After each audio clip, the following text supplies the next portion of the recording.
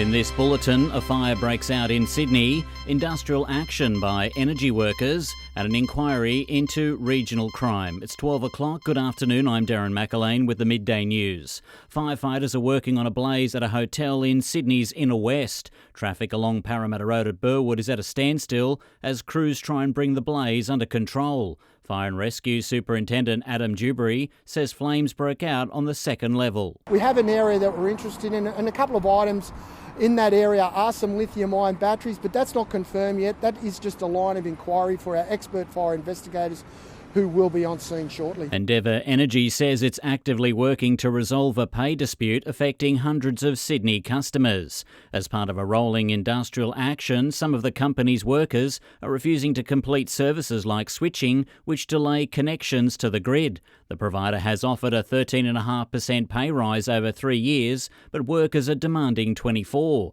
General Manager of Safety and Operations David Campbell says they're trying to reach an agreement. Every day I'm sitting down with our staff, including today, and I think a vast majority of our staff just want to get this done. And I think, there are a lot of our staff that think this offer that we've put on the table now is a good offer and will help us move forward. Union heavyweights say workers need to come first when Qatar acquires a 25% stake in Virgin Australia.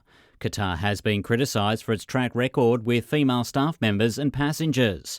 Australian Workers' Union National Secretary Michael Caine says the airline needs to be transparent in its treatment of workers. We want to continue the insourcing approach. Direct hire workers give great discretionary effort. They have great pride in their company. We want to make sure that Australian crew have the opportunity to get onto international operations now through Qatar. A parliamentary inquiry into the escalating regional crime crisis will begin today at Bourke in the state's west. The state government committed to the probe following a number of violent break-ins and stabbings and reports of cars being stolen. Committee member and Shadow Police Minister Paul Toole says an opportunity to communities to have their voices heard. Well, I think we should be looking at everything. I think we should be looking at, what needs to change and what we can actually do here in the state. If there are lessons to be learned from other jurisdictions, then we need to ensure that we adopt that. Construction has begun on a waterside green space for one of Western Sydney's fastest growing communities. Wentworth Point will hold the Peninsula Park aimed at supporting the large number of young families moving to the area. Parramatta MP Donna Davis says it's long overdue. The people of Wentworth Point have waited for 10 years to see action on this site and see a park being built to support this growing community.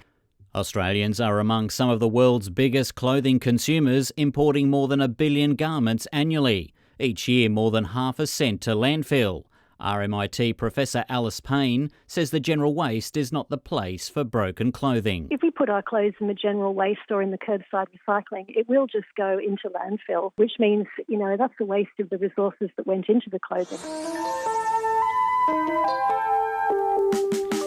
Mostly sunny, light winds becoming easterly up to 20 kilometres per hour. A top of 22 degrees in the city, 25 in the west. Looking ahead, a shower or two tomorrow, partly cloudy Thursday and sunny Friday. Right now it's 12 degrees, humidity 81%, winds from the west-southwest at 2 kilometres per hour. It's 24 at Bankstown, 26 in Campbelltown, 20 in Gosford and 29 in Penrith. I'm Darren McAlane. There'll be more news at 1 o'clock.